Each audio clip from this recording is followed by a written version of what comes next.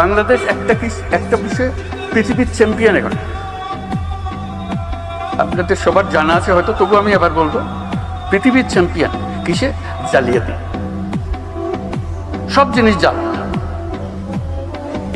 বহু দেশ আমাদের পাসপোর্ট গ্রহণ করে না, ভিসা জাল, পাসপোর্ট জাল।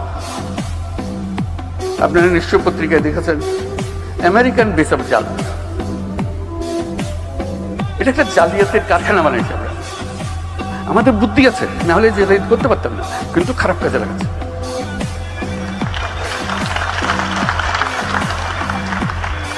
যে জালিয়াতি করতে জানে তার কাছে অনেক ক্রিয়েটিভিটি। আমি মধ্যপ্রাচ্যের একটা রাষ্ট্রের মন্ত্রীর সঙ্গে আলাপ করছিলাম। তারা বহুদিন ধরে আমাদেরকে প্রবেশাধিকার দিচ্ছে না। বাংলাদেশি কোনো মানুষ, শ্রমিক বলে কথা, কোনো মানুষকে প্রবেশাধিকার দেবে না। এমনকি আমি যেটা তাদেরকে বোঝানোর চেষ্টা করার জন্য, সর্বনিম্ন আমাদের যে মেরিনার, যারা জাহাজ চালায় দুনিয়াতে, should be proud of them. They are leading the industry.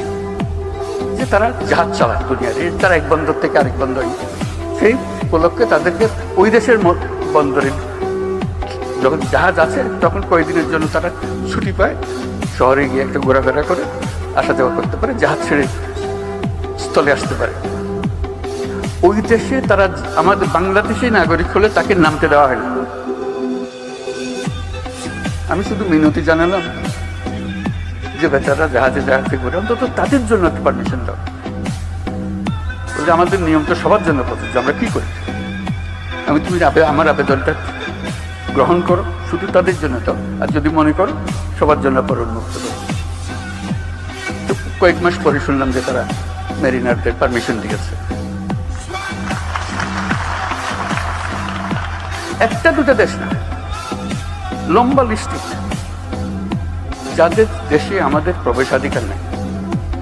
ওই মন্ত্রী যার সঙ্গে আমি মেরিনার নিয়ে আলাপ করলাম, সে বলল যে দেখেন আপনি বন্ধু মানুষ, আপনাকে পুরো জিনিসটা আমি বোঝাবো।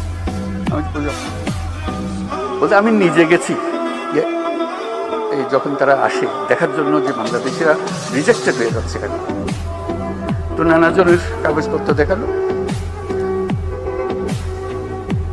শিক্ষার সার্টিফিকেট ভুল, জালিয়াতি।